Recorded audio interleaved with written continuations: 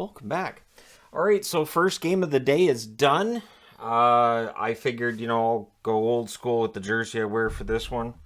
The first Bruins jersey I bought was of this design. So this isn't the original one. I had to replace it because they get kind of ratty over 30 plus years. So it was Ronta versus Swayman in this one. And of course, this was a game that went down a path that was really, really quite unpredictable. Early press by the Canes. Aho beats out an icing. Swayman holds. I thought Swayman had another very good game.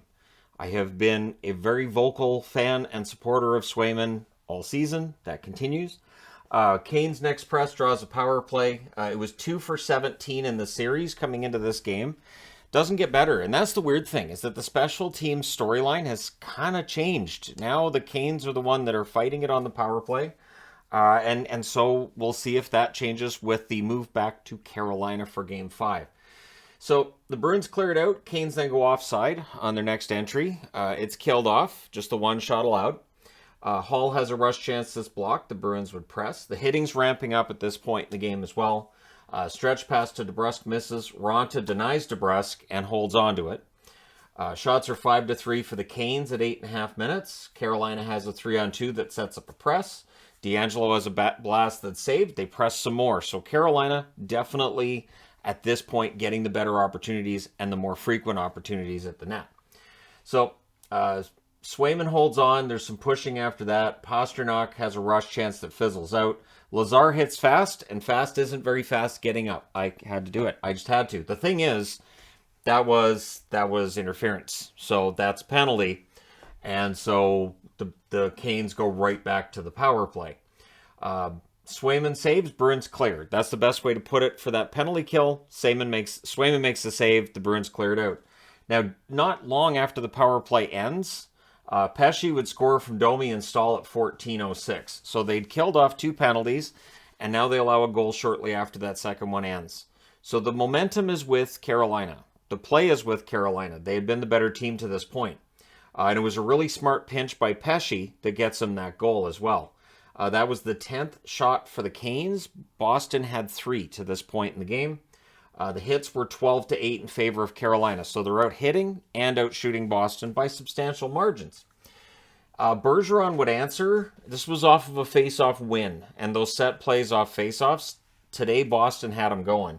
So it's Bergeron from Pastrnak and Marchand. Yes, the perfection line put back to... I hate that name. I don't like it. Because it just feels like a challenge. Hey, look, we're perfect. No, you're not. So, yeah, that happens at 16:09. So that lead for Carolina lasts 2 minutes. So every game Carolina gets the first goal, it doesn't necessarily mean they win the game. And he just buried it next to the net. The puck was right there, and Bergeron puts it in. That was their 5th shot. The Bruins really needed that. It felt like that was a momentum swing they absolutely needed. The Canes do try to answer. Bruins have a power play with 2:35 left. Hall can't bury one, then takes a penalty, so it becomes a 4-on-4 for 1 minute and 38 seconds. DeBrusk's denied on a rush. Ref is told that he sucks. The fans let him know via chants. It's the only way to let anybody know anything is chanting at them. Think about that in everyday life. Do you just chant at somebody? Like if you're in a restaurant and they don't give you the silverware, are you yelling, "We want a fork. We want a fork"? Like, why aren't we? Why aren't we doing chants everywhere is the question I'm asking. So everything gets killed off and we go to the second period. 33 seconds in, Jordan Staal makes it 2-1. From Niederreiter and D'Angelo. It was poor defense by Boston and a good goal. Keep in mind, McAvoy in protocols. Minutes before the game happens, Boston lets us know McAvoy wouldn't be... Now, here's the thing. Bruce Cassidy said in between periods they didn't know until just before the game. I have a feeling they knew before that, but they didn't want to tip off Carolina to the idea that McAvoy wouldn't be in the lineup. It's just, you don't do that during the playoffs. So it was a good goal for Staal. The Canes then pressed for another. The Bruins, though, end up getting a power play. So it was an offensive zone penalty for Carolina. Hall can't bury one. Pasternak's denied. But then we get 1 minute and 23 seconds of 5-on-3 due to a delay of game call. So this is where, for people who get mad at the referees, there's no gray area. It's a delay game or it's not. So that was delay game. And so Coyle couldn't bury one. Pasternak's denied again. The Canes survived the 5-on-3. Then we have a shorthanded 2-on-1. Svechnikov had an opportunity that was blocked out, and it's all killed off. Haula then had a shot that was held. The Bruins couldn't set up a 5-on-5 press at this point in the game. They would get into the zone, they would get maybe one pass, and then Carolina would intercept and get it out. So they're trying to answer. Pastrnak to Bergeron wouldn't go. Kane's press at 7 minutes. Aho has a shot that's blocked. Kane's, they make a line change, but the Bruins can't. So this is one of those bonuses of the second period where we have the long change. And the long change absolutely benefited Carolina there, where they're able to get those changes that Boston can't. Until they get the puck out, and it takes over a minute and a half for Boston to clear the puck so they can get that line change in. So again, at this point in the game, Carolina's ahead. They're in control. It looks like they're going to be going back to Raleigh with the 3-1 series lead. Shots are 9-6 though for Boston with 9 minutes left. The game seemed to have settled into a kind of quiet phase compared to the rest of it. Definitely quiet compared to what was yet to come. Bruins press with 6.5 minutes left. There's some pushing after a hole by Ronta. With 6:20 left, the Bruins get a power play. Marchand fires one wide. There was a shorthanded rush for Aho. That was defended. A near miss then for Marchand. It's killed off. No shots on the net. So again, to this point, the penalty kill has worked very well for Carolina. So the Canes press, Jarvis is down. I will admit I chuckled, and I'm going to apologize to Seth Jarvis because I'm sure that in the moment you don't chuckle, where on the replay they show that he got hit below the belt with the puck, and all Emily Kaplan said was, he got a puck where you don't want to get a puck. Yes. Yes. That should be a t-shirt. I apologize. I'm in a bad mood. I took a puck where you don't want to take a puck. Awfully wordy though, isn't it? Anyways, or it looks like you took a puck where you don't want to take a puck. There are a couple of variations on that. So we go to commercial, which I also thought was funny. I understand it was the timing, but I thought it was funny that they're like, let's just give him a couple of minutes. Let's go to commercial. Jarvis would return. So with 2:25 left, the Boston Bruins get their 5th power play. And we almost had a delay game call again. It was deflected off the glass, though, so that was not delay of game. And I thought, oh, man, if they get another 5-on-3. But this is where things start to change. DeBrusk scores on that power play from Marchand and Bergeron at 18:44. Ronta had lost the puck. There were members of the Canes that thought he had it, so they thought a whistle was coming. That wasn't. The puck's loose in the crease, and DeBrusk buries it. Now, the Canes challenged for goalie interference. In real time, they looked at it and they said, well, the pad is pushed in. Puck's in. So the goalie interference the goalie interference challenge fails. It's a good goal. And so we have a 5-on-3. Now, it's not a 5-on-3 because that's a power play goal that counts. And we go back to a power play. I'm getting ahead of myself, aren't I? So there was a shorthanded break for Trocheck. He fires wide. So it's tied at 2, and then with 24 seconds left in the period, it becomes 1 minute and 8 seconds of a 5-on-3 because it's a 4-minute high stick on Bergeron, and Bergeron was bleeding pretty good. So there wasn't really an argument to be made. Like, Bergeron tried to stay around and he wanted to go out and play on that power play, but he definitely needed to be stitched up.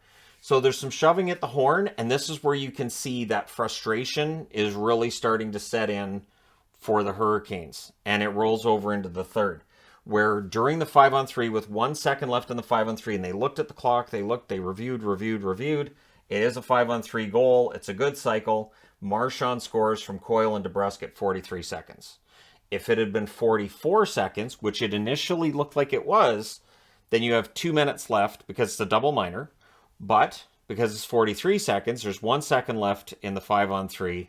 That means that for 2 minutes and 51 seconds, they still had a power play. And all I could think was, if they score during this 2 minutes and 51 seconds, the conspiracy theorists will definitely have a field day with that. They don't. So there's 2:53 left on the 4-minute power play. The Bruins couldn't set up on the 5-on-4.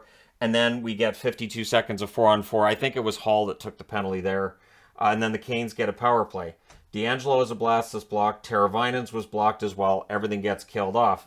Domi then had a rush chance that was held. Boston would get an offensive zone faceoff soon after, and they score right off of it. It's Pastrnak from Marchand and Bergeron at 5:41. Beautiful cross ice pass and in the net for Pastrnak. This is a play that they work all the time, and when it works, this is where you get the name perfection from, because that's how it looks on the ice. I do not call the line that. I don't like it. So it was, cross ice passing in, and the Bruins now they're hitting. They're forechecking, and you could see the Canes are trying to answer, but they're also getting frustrated. Swayman was playing well, which gets overshadowed on all this too. Frustrated Canes, Bruins go back to the power play. This is where D'Angelo just throws cross-check. It's a cross-check, it's interference, however you want to call it. And he's trying to get somebody to come with him. He's trying to goad somebody else into a penalty. So linesman's got him by the jersey and trying to pull him over the box while he's still chirping. So chirpy D'Angelo was doing his thing. He had been really chirpy the whole game. He was trying to get the Bruins off their game, trying to get, hey, focus on me. I can see what he's doing. And while it irritates people, I get it. I get it. If you can get the other team off their game, have them focusing more on you than anything else, you got a good chance of getting the win. So D'Angelo's trying to fire things up there. But he takes the penalty. So Lazar misses one high as the power play ends. It was not a great power play. Swayman continues with some big saves. There's a press by Carolina with 7.5 minutes left. And again, the Canes look pretty rattled. It's totally understandable. This was a series that they had in the bag after that 2-0 series lead. And you can just see like the momentum has shifted. And they're not handling it particularly well. Stahl has a chance this block. Trocheck's was saved and held. With 3:48 left, the Canes call a timeout. They also choose to pull Antti Ranta at that stage. Coyle clears one out. Not enough steam for icing, so smart. He clears the puck, and he doesn't clear it out so hard that it becomes an icing call. However, icing was called with 2:05 left. Pesce then has a blast that's deflected wide, and then at 19:25, Boston gets the insurance goal to make it 5-2. It's Marchand into the empty net from Coyle and Carlo.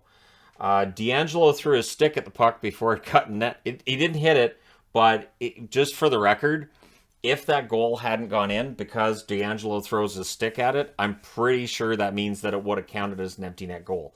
If his stick had made sure the puck didn't go in the net, it would have been an empty net goal. Either way, your final score is a 5-2 win for the Bruins. They have tied this series. We're at least going to 6. Nobody's lost at home yet. I expect a pretty fired up Carolina team for Game 5. We'll see if Freddie Anderson's back. Because while Ranta, I thought, had a good game, I still think they miss Freddie Anderson. And if he can be back for the next game, that would be optimal for them. And again, everything's cloak and dagger this time of year. They don't tell us what's going on. Your shots in this one, 10-6 Carolina in the first, 13-6 Boston in the second, 9 apiece in the third. The final shot's 28-25 for the Bruins. Power plays, the Canes 0 for 5, Boston 2 for 9. The hits are 37-29 for Boston. And I wrote down all the penalties. So Boston had a high stick, interference, tripping, high stick, delay of game. Interference and tripping are ones that referees can call differently, but high stick has to be called. So does delay of game on the... actually, these are the Bruins penalties. Sorry, I got these backwards. So these are the Bruins penalties up top. These are the Canes penalties that resulted in the power play underneath. Hooking, interference, delay of game, hooking, tripping, the challenge, that's a penalty. And then the 4-minute high stick, that's 2 penalties and a cross-check. So, rough night overall for the Canes. Rough morning, rough afternoon, depending on your time of day. And yeah, Ranta saves 23 out of 27. Swayman saves 23 out of 25. And again, lost in the midst of all this is Swayman has another good game. Solid goaltending. And he's 2-0. So I would expect he comes back for Game 5 in Carolina. And we'll see if the Canes figure that out. Because, again, momentum is a strange thing in the playoffs. Carolina absolutely can get this back for Game 5. It feels like a series that suddenly is going to go to 7. It's now a best 2 out of 3 since we're tied at 2. Let me know your thoughts in the comment section below as always. Don't forget to hit like and subscribe. If you're browsing your way through, you just happened upon this video. Thank you guys so much for watching, for all your support. I will talk to you again soon.